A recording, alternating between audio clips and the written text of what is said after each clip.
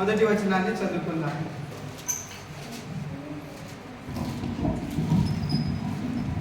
హెబ్రీయులకు రాసిన పత్రిక 12వ అధ్యాయము మొదటి వచనం చదువుకుందాం.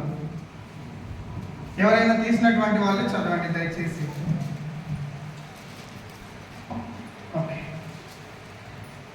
హెబ్రీయులకు రాసిన పత్రిక 12వ అధ్యాయము మొదటి వచనము 2వ వచనం కలిసి ఉన్నాయి కనుక అందరం కలిసి చదువుకుందాం. ఓకే. ఇంత గొప్ప సాక్ష్య సమూహము మేఘము వలె మనలను ఆవరించి ఉన్నందున మనము కూడా సులువుగా చిక్కుల పెట్టు పాపమును విడిచిపెట్టి విశ్వాసమునకు కర్తయు దానిని కొనసాగించువాడునైనా యేసు వైపు చూచుచు మన ఎదుట ఉంచబడిన పందెంలో ఓపికతో పరిగెత్తుదుము. ఆయన తన ఎదుట ఉంచబడిన ఆనందము కొరకై అవమానమును నిర్లక్ష్య పెట్టి సిలువను సహించి దేవుని సింహాసనం యొక్క కుడి పార్శ్వమున ఆసీనుడై ఉన్నాడు. ఏంటి తెలుగు చదవడం మీకు అందరికీ రానట్టుంది కదా? ఓకే, ఏదైతే ఉంది మళ్ళీ చదువుతాం కొద్దిసేపు ఉన్నాక. చిన్న ప్రార్థన చేసుకుందాం.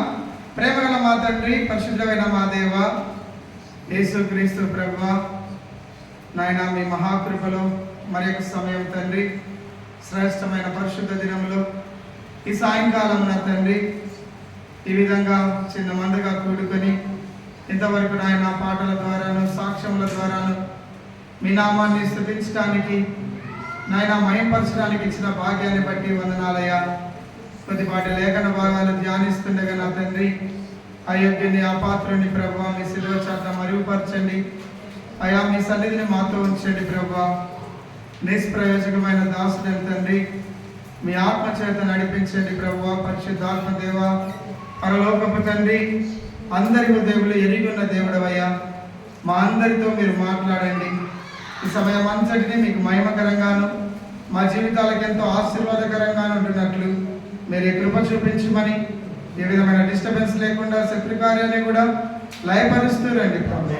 సంపూర్ణంగా నాయన సమస్త ఘనత మహిమ ప్రభావములు మీకే చెల్లిస్తూ నజరేయుడైన యేసుక్రీస్తు నామమున స్తుతించి ప్రార్థించి అడిగి వేడుకుంటున్నాము తండ్రి, ఆమేన్. సో అందరు బాగున్నారా? గుర్తున్నానా నేను కదా? కొంచెం గుర్తున్నా కదా?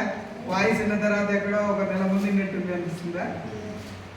ఏం వస్తున్నారో నా మర్చిపోయామంటారా?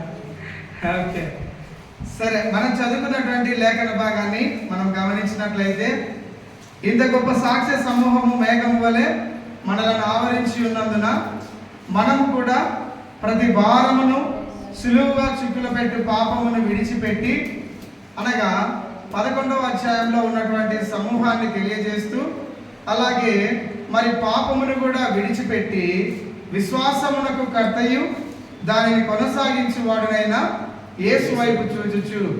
మరి విశ్వాసమునకు కర్తయు అన్నప్పుడు మనకు కింది భాగంలో మరి ఏమని రాసిందండి? మూల భాషలో సేనాధిపతి కదా. ఏమని రాసింది అంటే విశ్వాసం ఉంచే వారందరికీ కూడా ఆయన ఎవరు? సేనాధిపతి. ఇంగ్లీష్ బైబిల్లో బాగుంటుంది, he is author and finisher of the faith కదా. ఆయనే మొదలు పెడతాడు, ఆయనే ముగిస్తాడు కదా. మనం చూస్తాం ప్రకటన గ్రంథంలో కూడా ఒక మాట ఉంటుంది, 1వ అధ్యాయం 10వ వచనంలో, అల్ఫాయు ఒమేగాను అంటే ఆరంభించువాడను కదా. మనం గమనించినట్లయితే నిజంగా ఈ యొక్క విశ్వాసానికి కర్త ఎవరు అంటే యేసుక్రీస్తు ప్రభువారు. ఆయన సేనాధిపతి అయి ఉండి మనలో ఆయనే ఆ కార్యాన్ని ఆరంభిస్తున్నాడు, ఆయనే ముగించేంత వరకు కూడా మనలో ఉండి కార్యం జరిగించేటటువంటి వారిగా ఉంటా ఉన్నాడు. మరి ఈ యొక్క సులువుగా చిక్కులో పెట్టే పాపము నుంచి అనేకమైనటువంటి పరిస్థితుల నుంచి మనం విడిచిపెట్టి విశ్వాసమునకు కర్తయు దాన్ని కొనసాగించువాడునైనా యేసు వైపు చూచుచు మన ఎదుట ఉంచబడిన పందెంలో ఓపికతో పరిగెత్తాలా. ఏం చేయాలంటండి? పరిగెత్తాలంటే కొన్ని గేమ్స్ ఉంటాయి, ఎంత ముందుకు పరిగెత్తినా అక్కడే ఉంటాం గమనించారా? ఎలా ఉంటాయంటే ఆ గేమ్స్, మనకు ఒక తాడు కట్టింటారు, మనం పరిగెడతా ఉంటాం కానీ అక్కడే ఉంటాం. ఇంకొన్ని గేమ్స్ ఎట్లా ఉంటాయి, మనం ఎంత పరిగెత్తినా కానీ వాళ్ళు పెట్టిన ఫ్రేమ్లోనే ఉంటాం, తిరిగి ఆడికే వచ్చేస్తూ ఉంటాం. అంటే దీన్ని బట్టి మనం గమనించాల్సింది ఏంటంటే మనం ఎటువైపు పరిగెడతా ఉన్నాం.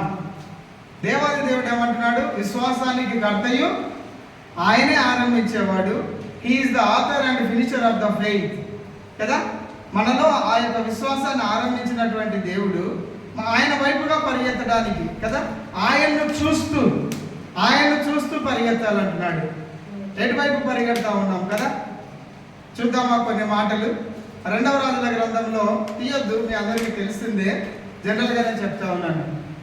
ఆయనకు ఎలీషా ప్రవక్త దగ్గరికి ఒక ఆయన వస్తాడు. ఎవరండి ఆయన?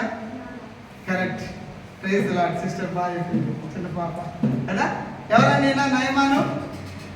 నయమానికి ఏమైంటుంది? కుష్ఠవ్యాధి నుంచి ఆయన స్వస్థపడిన తర్వాత తిరిగిపోతా ఉన్నప్పుడు ఏమంటాడు ఆయన? ఇశ్రాయేలీయుల యెహోవా దేవుడు తప్ప వేరొక దేవుడు లేడు. ఏం చెప్తాడు ఆయన? ఆయన ఎక్కడో అన్య దేశాల్లో ఉన్నటువంటి ఆయన పరిగెత్తుకుంటూ వచ్చాడు. ఆయన ఎందుకు? ఆయన రోగాన్ని తీసివేసుకొని దేవుని యొక్క సాక్ష్యాన్ని ప్రకటిస్తూ వెళ్ళిపోయాడు. ఆయన పరుగులో దేవుడు ఉన్నాడు, ఆయన పరుగులో దేవుణ్ణి తెలుసుకున్నాడు. అదే శిష్యుడైనటువంటి ఆయన శిష్యుడు ఎవరండి? గెహాజీ. ఏం చేస్తాడు ఆయన?